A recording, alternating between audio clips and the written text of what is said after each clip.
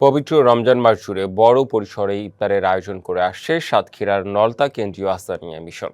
প্রতিষ্ঠানটির বিশাল মাঠে প্রতিদিন ৫ থেকে ৬ হাজার মানুষ একসঙ্গে ইফতার করেন।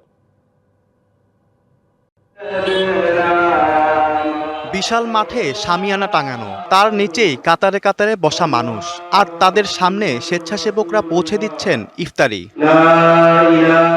প্রতিদিন সকাল থেকে নলতা আহসানিয়া মিশন বিশ্রামাগার চত্বর এলাকায় শুরু হয় ইফতারি তৈরির বিশাল কর্মযজ্ঞ।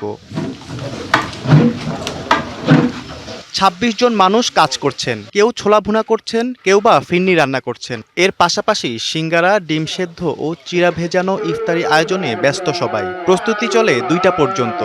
৬,০০০ থেকে ৬,৫০০ লোকের এই ইফতারি তৈরি করি। তো সবাই মিলেমিশে এখানে কাজ করে থাকি।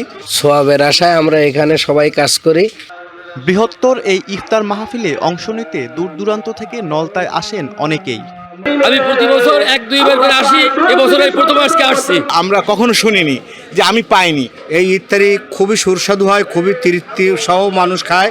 5+ স্টার রেটিং প্রাপ্ত দেশের সর্বোচ্চ বিদ্যুৎ সাশ্রয়ী ওয়ালটন এসি স্মার্ট কমফোর্ট এখন নেক্সট লেভেলে।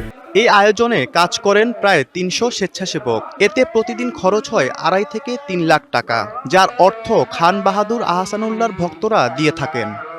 স্থানীয় মানুষ সহ আশেপাশের বিভিন্ন জেলা থেকেও এই ইফতার মাহফিলে অংশগ্রহণ করার জন্য মানুষ ছুটে আসে এবং এই ইফতারিতে প্রতিদিন প্রায় ২,৬০,০০০ থেকে ২,৭০,০০০ টাকার মতো খরচ হয়।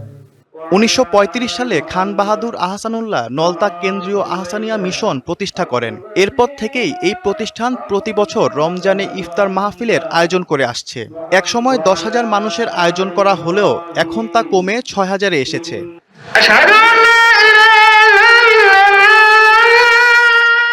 DBC news desk.